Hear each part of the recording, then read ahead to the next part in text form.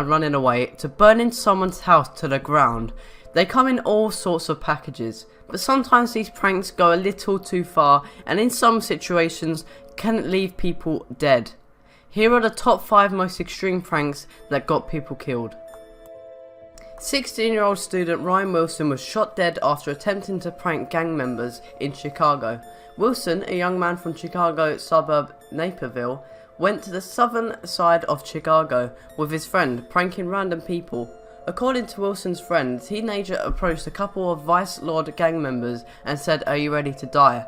Before the teen could pull out a bottle of Clairol hair dye to insinuate that he meant dyeing his hair, one of the gang members pulled out a .22 and shot Wilson multiple times in the head. These types of consequences could have occurred to much more hated pranksters and even some other pranksters like Roman Atwood or Soflo Antonio.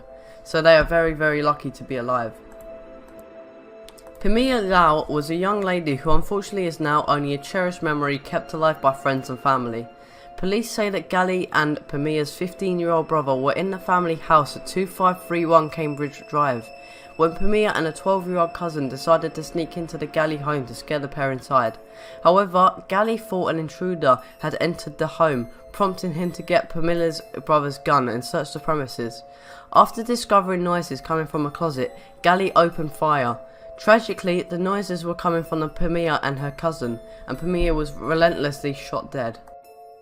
Adrian Broadway was a 15-year-old girl with a group of teenagers who had gone into the house of retaliation prank on another teen who'd done a prank on them on Halloween. According to the Little Rock Police Department, the teenagers told police that they had thrown toilet paper, eggs, and a mayonnaise bottle on a car parked there. As they were leaving, a man came out of the house and opened fire. Broadway was struck in the head and died.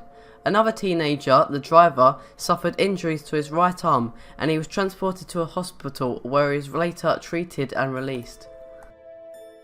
A teenager trying to jump onto a moving train in a prank was burnt to death when he touched a 250,000 volt electricity cable. Ashley Aaron Matthews suffered 84% burns when his left ankle hit the cable as he dangled from a bridge over a railway depot.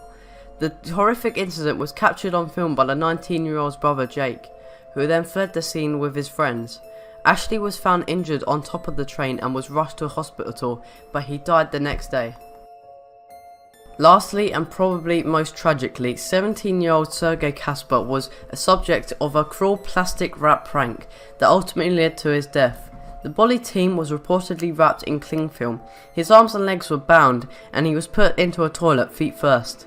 The disturbing prank took a turn for the worse when the bullies took him back to the classroom. Still bound at his arms and legs, he attempted to hop but lost balance and fell towards the teacher's desk, where his throat hit the side of the desk.